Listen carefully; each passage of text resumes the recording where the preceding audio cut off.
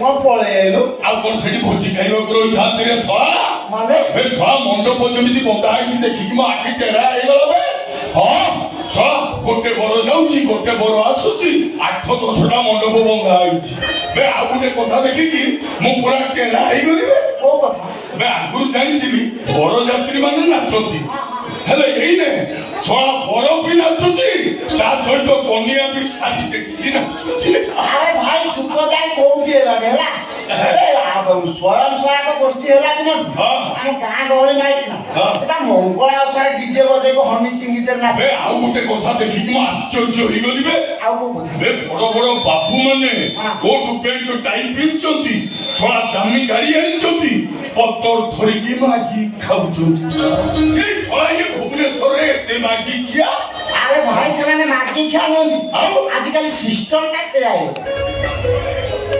ଇଏ ମାଗି ଖିଆ ସିଷ୍ଟମ ମାଗି ଖିଆ ନୁହଁ ଆଉ ତାକୁ ବଫେ କହନ୍ତି ବଫେ ତୁ ସେଟା ବୁଝିପାରୁନୁ ସେ କଥା ଛାଡେ ତୁ ଯୋଉ କାମରେ ଯାଇଥିଲୁ ଶୁଣେ ମୁଁ ତୁଳସୀ କାଇଁ ମୋ 50,000 କାଇଁ ପଇସା ମାରେ ଏଇଠି ପଡିଛି ଯା ବୁଝିଲୁ ଶଳା ବେଶୀ ନଖରା ଦେଖେଇଲା ହାତ ଗୋଡ ବାନ୍ଧି ଅଟୋରେ ପୁରେଇ ସିଧା ନେଇ ଆସିଲି ତୋ କଥା ଅନୁସାରେ ତୋ ପ୍ରେମିକକୁ ମୁଁ ବାହା ବେଦିରୁ ଉଠେଇ ଆଣିଲି ଏବେ ମୋ କଥା ଅନୁସାରେ ତମ ଦି ଜଣଙ୍କ ବାହାଘର ଏଇଠି ହବ ଭାଇ ମୁଁ ଫୁଲମାଳ ରେଡି କରିସାରିଛି କାଳିଆ କାଳିଆ ଭାଇ ସେ ଫୁଲମାଳ ଗାଡିରୁ ନେଇ ଆସିଲୁ କାଳିଆ ସେ ଗାଡି ଟିକିରେ ପଇସା ଅଛି ହେଲା ତୁ ସେ ରାମ ଦୋକାନରୁ ଖାଇ ସେଠି ବସ୍ତା ମୁଁ ଯାଉଛି କାମ ଯା ଭାଇ ଭଲ ବାର ଭଲ ତିଥି ଦେଖି ତମ ଗାଁ ବାଲାଙ୍କୁ ଖାଇବାକୁ ଦେଇଦେବୁ ହେଲା ନେ ତୁ ଗୋଟେ ଫୁଲମାଳ ଧର ଏ ଝିଅ ତୁ ବି ଗୋଟେ ଫୁଲମାଳ ଧର 1-2-3 କହିବା ପରେ ତମେ ମାଳା ଅଦଳ ବଦଳ କରିବ ହେଲା 1-2-3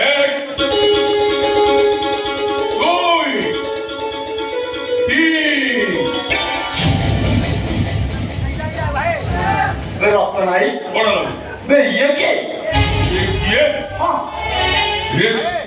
ଚିହ୍ନି ପାରୁନୁ ଇଏ କିଏ ଷଷ୍ଠ ଶ୍ରେଣୀରୁ ପ୍ରେମ କରୁଥିଲୁ ତୋ ପ୍ରେମିକା ବାହା ହେଇଯାଉଛି ଏ କଥା ଜାଣିବା ପରେ ରସି ଧରି ତୋଟାକୁ ଯାଉଥିଲା ଆତ୍ମହତ୍ୟା କରିବାକୁ ଚିହ୍ନି ପାରୁନୁ ଶଳା ଇଏ କିଏ ଭାଇ ତୁ ଏ କଣ କରିବୁ ତୁ କାହା ବଦଳରେ କାହାକୁ ମାନେ ମୋ ପଇସା ଫେରା ତୋ ପ୍ରେମିକା ନାଁ ତୁଳସୀ କି ତୁଳସୀ ମହାରଣା ମୋ ପଇସାଟା ଫେରେ ତୁଳସୀ ମହାରଣା ପଇସାଟା ଦବୁ ତ ତୁଳସୀ ମହାନ୍ତି ଏ ଶଳା ତୁଳସୀ ମହାରଣା ବଦଳରେ ମୁଁ ମହାନ୍ତିଟାକୁ ଉଠେଇ ଆଣିଲି ପଇସାଟା ଫେରା ଶଳା ଏ ମ୍ୟାଡାମ ମୋର ଭୁଲ ହେଇଗଲା ମ୍ୟାଡାମ ମୁଁ ଜାଣିପାରିଲିନି ତୁଳସୀ ମହାରଣା ଜାଗାରେ ତୁଳସୀ ମହାନ୍ତିକୁ ଉଠେଇ ଆଣିଲି ଏ ମ୍ୟାଡାମ ତମେ ମତେ କ୍ଷମା କର କି ନ କର ତମେ ଶୀଘ୍ର ସେ ମଣ୍ଡପ ପାଖକୁ ପଳେଇ ଗଲ ଆରେ ତମ ମାନ ସମ୍ମାନ ତ ଯିବ ବିଚିରା ବରଟି ଶିଶୁପାଳ ହେଇ ଫେରିଯିବ ହଉ ଠିକ ଅଛି ଚାଲ ମୁଁ ତମକୁ ସାଙ୍ଗରେ ନେଇ ସେ ବେଦି ପାଖରେ ଛାଡ଼ି ଦେଇ ଆସିବି ନେବେ ତ ମତେ ସାଙ୍ଗରେ ନେଇଯିବେ ତ ମାନେ ଚାଲ ତୁ ମୋ ପୋଷାକି ନେଇ ଚାଲ ତୁ ଗାତ ଖୋଳିକି ପୋଷେଇ ଦେବେ ତମେ ଏମିତି କଣ କହୁଛ ଠିକ କହୁଛି ମୁଁ କି ଦୋଷ କରିଥିଲି ଆପଣଙ୍କର କି କ୍ଷତି କରିଥିଲି ମୁଁ ଆପଣଙ୍କର କାହିଁକି ମୋ ସୁନାର ସ୍ୱପ୍ନକୁ ଭାଙ୍ଗି ରୁଜି ଚୁରମାର କରିଥିଲେ କଣ ପାଇଁ ତାପରେ ଇଏ କଣ ଆପଣଙ୍କ ବଳକୁ ମାରି ଦେଇଛି ନା ମୋ ପ୍ରେମ ମୋ ଭଲ ପାଇବା ମୋ ବିଶ୍ୱାସକୁ ହତ୍ୟା କରିଦେଇଛନ୍ତି ସମସ୍ତଙ୍କ ସାମ୍ନାରେ କହିଲେ 10 ବର୍ଷ ହେଲା ମୁଁ ଗୋଟେ ପୁଅକୁ ଭଲ ପାଉଥିଲି ସେଟା ମତେ ଗୋଟେ ଜୁମେଶ୍ୱରୀ ମନ୍ଦିରରେ ବାହା ହେଇଥିଲା ମୋ ଘର ଲୋକ ଚୋର ଜବରଦସ୍ତି ଗୋଟେ ପୁଅ ସହିତ ବାହାଘର କରିଦଉଛନ୍ତି ମୁଁ ତା ସହିତ ହୋଟେଲରେ ଥିଲି ତାର ଭିଡିଓ ମଧ୍ୟ ଅଛି ଭାଇ ଏସବୁ ମୋରି ପ୍ରେମିକା ସହିତ ହେଇଯିବେ ଆଙ୍କ ସହିତ ପଇସାଟା ଫେରା ତୁ ଯାହା କହିଥିଲୁ ମୁଁ ସେଇଆ କହିଲି ଏକ ବେଦି ଆଗରେ ଲେଖା ହେଇଛି ଗୋଟେ ବ୍ୟାନର ତା ଦେହରେ ତୁଳସୀ ଲେଖା ହେଇଛି ତୁ ଯାହା କହିଥିଲୁ ମୁଁ କହିଲି ଅବଶ୍ୟ ଆଣିଲା ବେଳେ ପାଟି ତୁଣ୍ଡ କଲା ମୁଁ ଭାବିଲି ବୋଧେ ମତେ ଭୟ କରି ପାଟି କରୁଛି ସେଇଥିପାଇଁ ତା ହାତ ଗୋଡ ବାନ୍ଧି ଅଟୋରେ ପୁରେଇ ନେଇ ଆସିଲି ଟଙ୍କା ନଉଛୁ ବୋଲି ଯାହା ତାକୁ ଉଠେଇ ଆଣି ପଇସାଟା ଖାଇବୁ ଚୋଟେ ଶଳା ଏ ମ୍ୟାଡାମ ମୋର ଭୁଲ ହେଇଯାଇଛି ମ୍ୟାଡାମ ମ୍ୟାଡମ ମୁଁ ଜାଣିପାରିଲିନି ତୁଳସୀ ମହାରଣା ଜାଗାରେ ତୁଳସୀ ମହାନ୍ତିଟାକୁ ଉଠେଇ ଆଣିଲି। ମ୍ୟାଡମ ତମେ ଆଗେ ସେ ବେଦୀ ପାଖକୁ ଚାଲ, ତମେ ମତେ କ୍ଷମା କର କି ନ କର, ମୁଁ ସେ ବେଦୀ ପାଖରେ ତମ ବଡ ଘର ଲୋକ ତମ ଘର ଆଗରେ ସବୁ ସତ କଥା କହିବି। ଆଉ କହିସାରିବା ପରେ ମୋର ବିଶ୍ୱାସ ସେମାନେ ତମ ବାହାଘର ଖୁସିରେ ଖୁସିରେ କରିଦେବେ। ଚାଲ। ବର ଫେରିଗଲାଣି, ଆଉ ଗଲା ପାଇଁ କହି ଦେଇଗଲା। ତମ ଝିଅ ଯଦି ଆଉ କାହାକୁ ଭଲ ପାଉଥିଲା ତାହେଲେ ସେ କଥା ମତେ କହିଲାନି, ମୁଁ ତ ତାକୁ ବାହା ହେବା ପାଇଁ ବାଧ୍ୟ କରୁନଥିଲି। ପୁଲିସ ଆମର ଶିଶୁପାଳ ଫେରିଯିବାଟା କମ ବଡ କଥା, ଏତେ ବଡ ଧୋକା। ଆଲୋ ଏ ତୁଳସୀ, ତୁ କାହିଁକି ଏତେ ବଡ ଭୁଲ କଲୁ? କଣ ପାଇଁ ଏତେ ବଡ ଭୁଲ କଲୁ? ରଜତ ଭଳି ଜଣେ ସରଳ ନିରୀହ ପିଲାକୁ ବେଦୀରୁ ବିଦା କରିଦେଇ ତୁ କଣ ଠିକ କରିଛୁ? ପ୍ରଶ୍ନର ଉତ୍ତର ଦଉନା।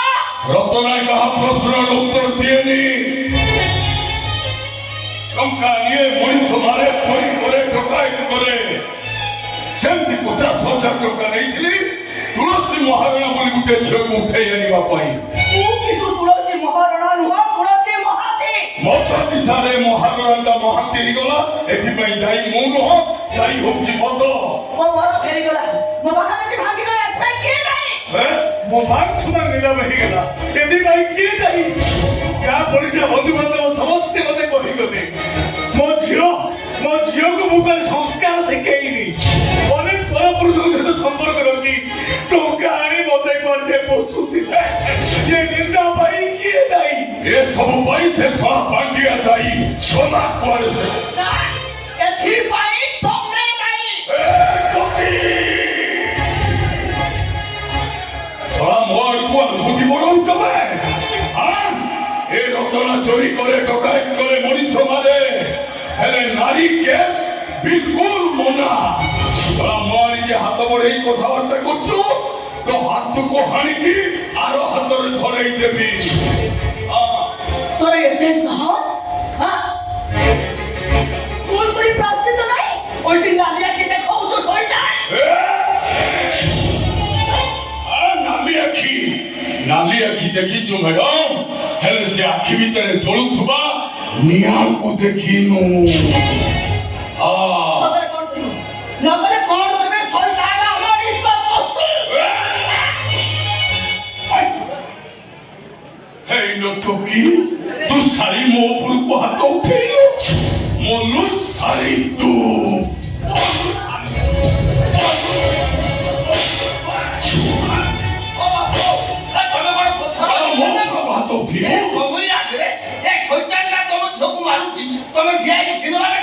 ତମେ ବି ଚୁପ ହେଇଯାଅ ବାବୁ। ମୋ ଭଳି ତମେ ବି ତମ ଛାତି ପଥର କରିଦିଅ, ଆଉ ଭଗବାନଙ୍କୁ ଡାକ ଏଇଟା ଦଣ୍ଡି ଯିବି ସେ ମାରି ଦଉ। ଏ ବାବୁ ଏ ଆଉ ଠିଆ ହେଲ କାହିଁକି? ମାରିଦିଅ ଏଇଟାକୁ, ଆଉ ଦଣ୍ଡି ଯିବାକୁ ଶେଷ କରିଦିଅ। ମରିବା ପର୍ଯ୍ୟନ୍ତ ଦଣ୍ଡିକି ସେମିତି ଚିପିକି ଦବ। ମରିଗଲା ତ ବାପା, ମରିଗଲା। ତୁ ପୋଲିସ ବାବୁ ବେଦରୁ ଫେରେଇ ଦେଲୁନି ଯେ ନିଜ ଭବିଷ୍ୟତକୁ ନିଜେ ଉଦ୍ଧାର କରିଦେଲୁ। ଆଉ ଆଜି ପରେ କାଲି ତତେ ଯାଉ କିଏ ବାହା ହବ ସେ ବିଶ୍ୱାସ ମୋର ଆଉ ନାହିଁ। ଲୋକ ନିନ୍ଦର ବଞ୍ଚିବା ପାଇଁ ମୋର ତ ମରିବାଟା ନିଶ୍ଚିତ। ଆଉ ତୁ ବି କାହିଁକି ବଞ୍ଚି ରହିବୁ? ତୁ ବି ମରିଯିବା ଉଚିତ। ମରିଗଲେ ଥରିଯିବୁ ଲୋ, ଥରିଯିବୁ। বাবা আমাকে নির্দোষ করে কিছু भी দোষ নাই। এ শুনিয়া কইব তু গুটে চরিত্রহীনা। এরে না রে বাবা না, আজকালি যুগকাଳ ପରିସ୍ଥିତି ଯାହା ହେଲାଣି, ପୁଅର ବାପା ମାନେ ଆଉ ବାହାଘର ପୂର୍ବରୁ ନିମନ୍ତ୍ରଣ କାର୍ଡ ବାଟିବେନି। ବାହାଘର ସରିବ, କନ୍ୟା ଆସି ଘରେ ପହଞ୍ଚିବ, ତାପରେ ନିମନ୍ତ୍ରଣ କାର୍ଡ ବଣ୍ଟା ହବ।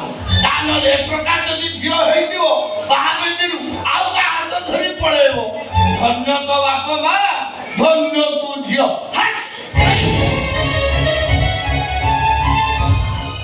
ଶୁଣିଲୁ ଶୁଣିଲୁ ମତେ କେମିତି ଧିକାର କରି ଚାଲିଗଲା।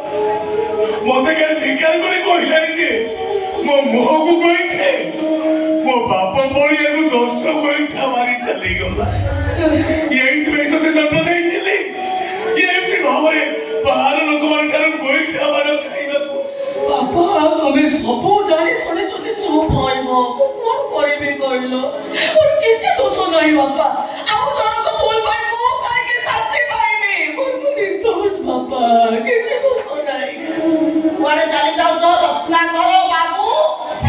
নিশা কমি গলে মুন্ড ফুলায় দেহ থরে মত পিবা মোর নিহাতি দরকার ଗୋଟେ କାମ କର ତମ ଦୁର୍ବଳ ଦେହଟା ସବଳ ହେଇଯିବ ତଣ୍ଟିକୁ କଡ଼ା କରି ରକ୍ତ ପିଇ ଯାଉନ ମୁଁ ମଣିଷ ବେ ପାଖ ନୁହ ପାଖଟାରୁ ଆହୁରି ହିଂସ୍ର ହେଇଯାଅ ତମେ ଭାଗ ଯେମିତି ନିରୀହ ହରିଣୀର ତଣ୍ଟିକୁ ଝୋଡ଼ି ଝୋଡ଼ି ତା ରକ୍ତଟା ପିଇଯାଏ ଆସ ମୋ ତଣ୍ଟି କଡ଼ା କରି ରକ୍ତ ପିଇଯାଅ ମୋ ବାପା କଣ କହିଲେ ତମେ ଶୁଣିପାରିଲନି ତମେ ଗୋଟେ ବାପ ମା ନଥିବା ଝିଅଟି ଏ ଦୁନିଆରୁ କେମିତି ବଞ୍ଚେ ବେଶ୍ୟାବୃତ୍ତି କରେ ନହେଲେ କୋଉ ବଡ଼ ବଳାତ୍କାରର ଶିକାର ହୁଏ ଆରେ ଏତେ ସବୁ ଶୋଇବା ଅପେକ୍ଷା ତ ମରିଯିବା ଦରକାର ନା କାହିଁକି ଯାଇଛ ଆସ ମାର ମୋର ଗୋଟେ ଭୁଲ ହେଇଯାଇଛି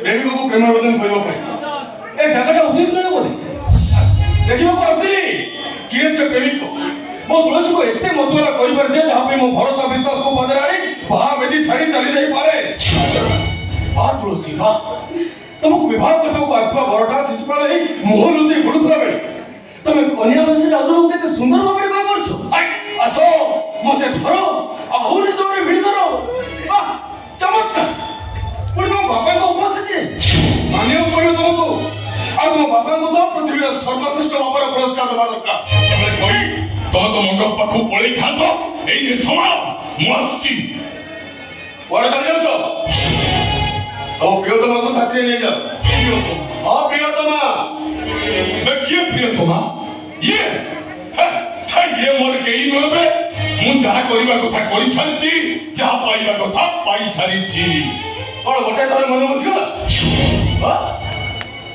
ବାହାବେଦି ଉଠେଇ ଆଣି ଗୋଟେ ଝିଅକୁ ପୁଅ କରିବା ନା ଛାଡ଼ି ଚାଲିଯିବାଟା ଗୋଟେ ପୁରୁଷର କାମ ନୁହେଁ ଗୋଟେ କା ପୁରୁଷର କାମ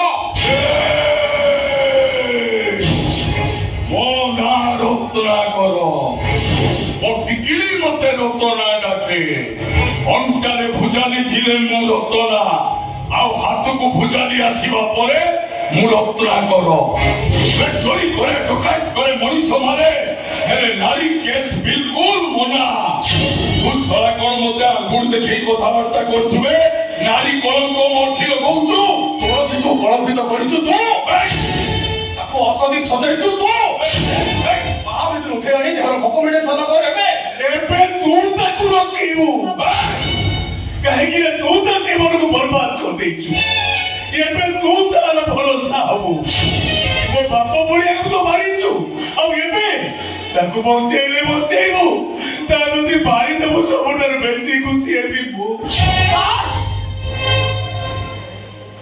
ବହୁତ ହେଇଗଲା ମୁଁ ଆଉ କାହାରି ପଦେ କଥା ଶୁଣିବାକୁ ଚାହୁଁନି ଆଜିଠାରୁ ମୋ ବାହାଘର କଥା କେହି ଚିନ୍ତା କରିବା ଦରକାର ନାହିଁ ମୋ ଅତୀତ ବର୍ତ୍ତମାନ ଭବିଷ୍ୟତ କଥା କେହି ଚିନ୍ତା କରିବା କିଛି ବି ଦରକାର ନାହିଁ ମୋ ପ୍ରେମ ମୋ ଭଲ ପାଇବ ମୋ ମାନ ସମ୍ମାନ ଇଜ୍ଜତକୁ ଡରୁଥିବା ଲୋକ ଗୋଟେ ନିର୍ଦ୍ଦୋଷ ଝିଅକୁ ଏମିତି ବଦନାମ କରେନି ବାବୁ ଆଉ ପ୍ରେମିକାକୁ ଭଲ ପାଉଥିବା ପିଲା କେବେ ତାକୁ ସନ୍ଦେହ କରେନି କିଏ ଏ ତୁଳସୀ ଆରେ ୟାର ତୁଳସୀ ନୁହଁ ବିଛୁଆତି ହବା କଥା ଏ ନାରୀ ନୁହେଁ ଗୋଟେ ଗାହାରୀ ଗୋଟେ କୋକିନି ଏହାର ସୌଦା କଥା ଗୋଟେ ଦେହ ଥିଲେ ବେଶ୍ୟା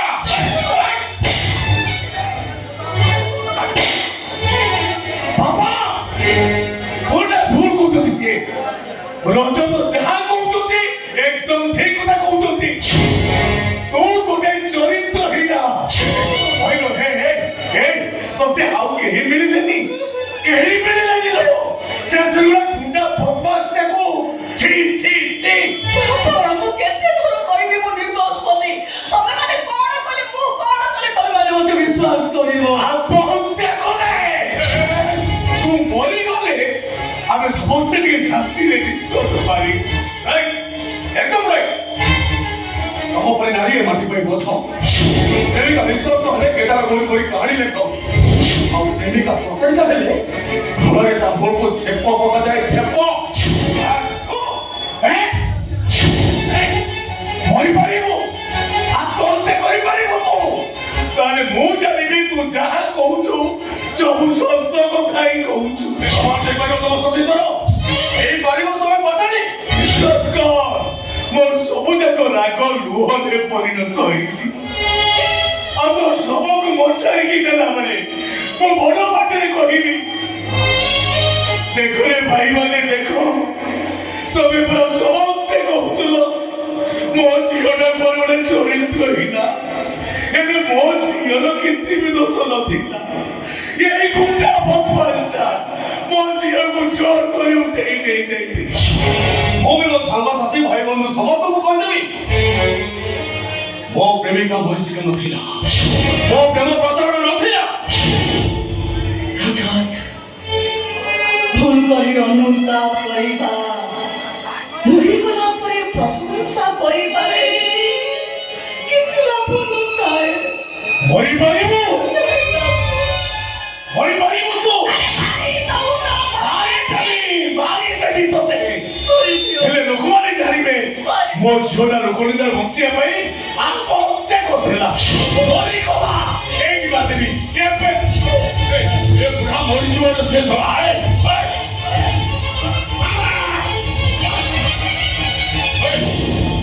ତୁ ଶଳା ସତରେ କଣ ତୋ ଝିଅକୁ ମାରିଦବୁ ନା କଣ?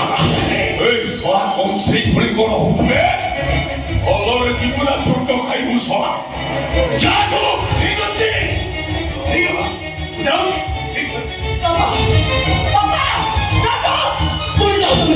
ମୋତେ ଏମିତି ଅବସ୍ଥାରେ ଛାଡ଼ି ଦେଇକି ଯାଉନି।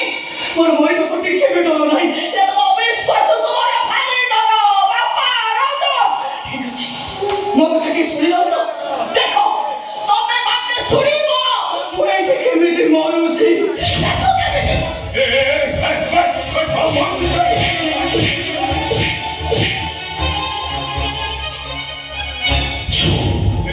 ଭାଗି ହେଇଗଲ ସତରେ ମରିଯିବ ତମେ। ମୋର ମରିଯିବା ଦରକାର।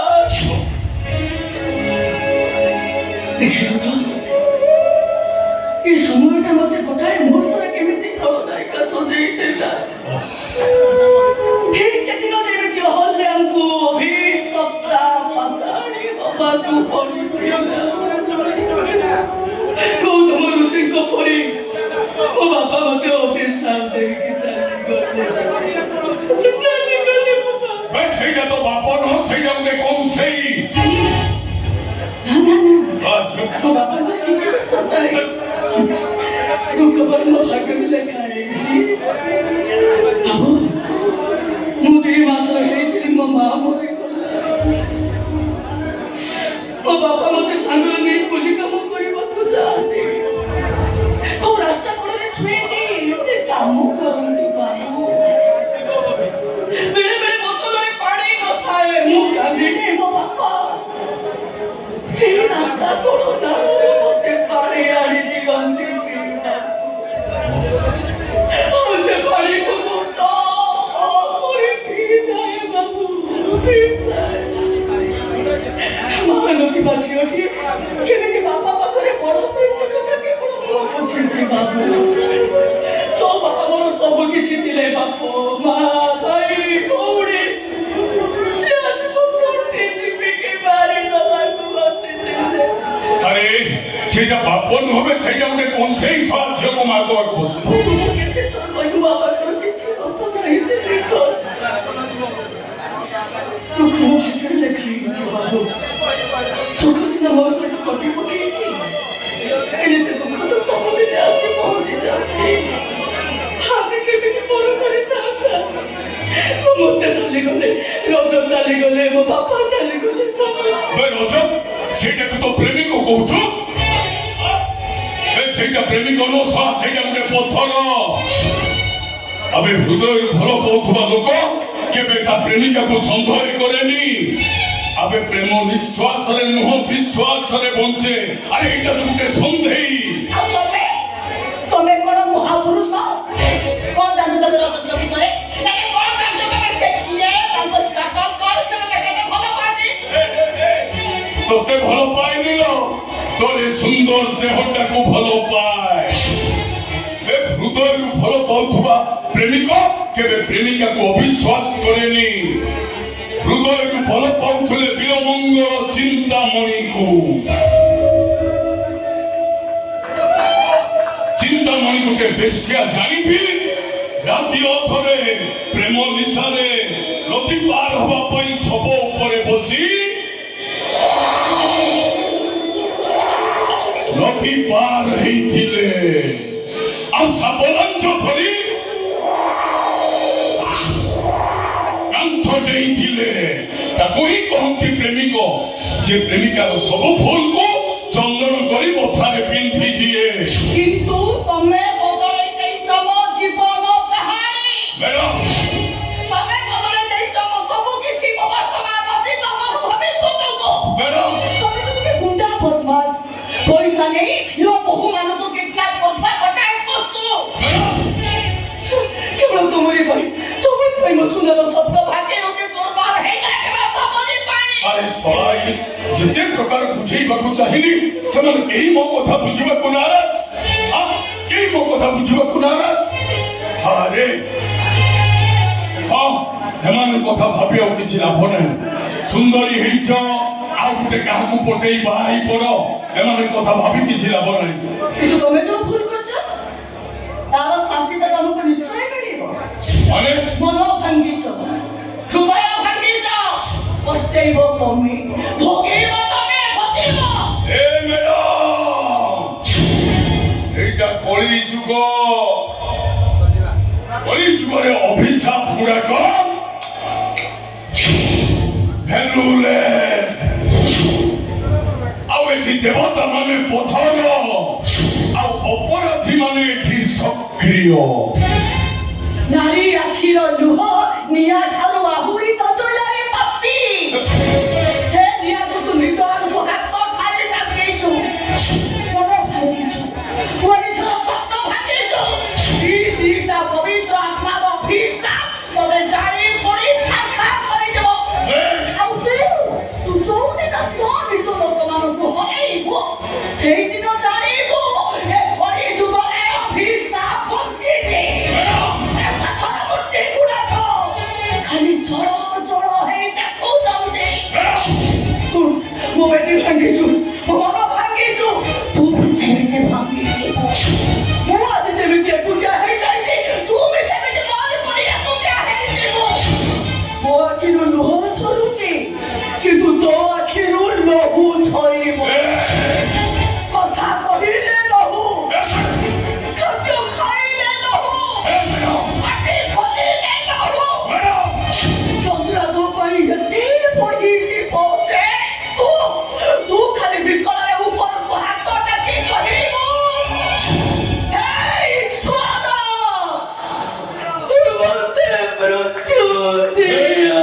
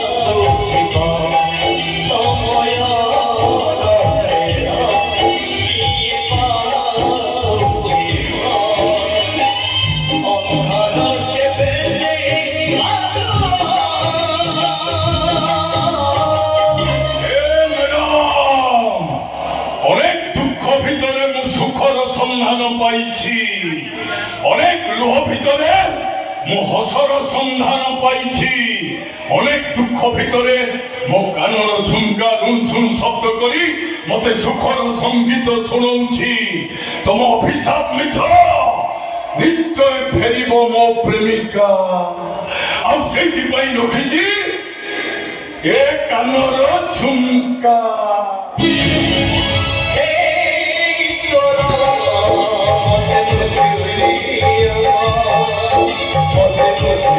Hey,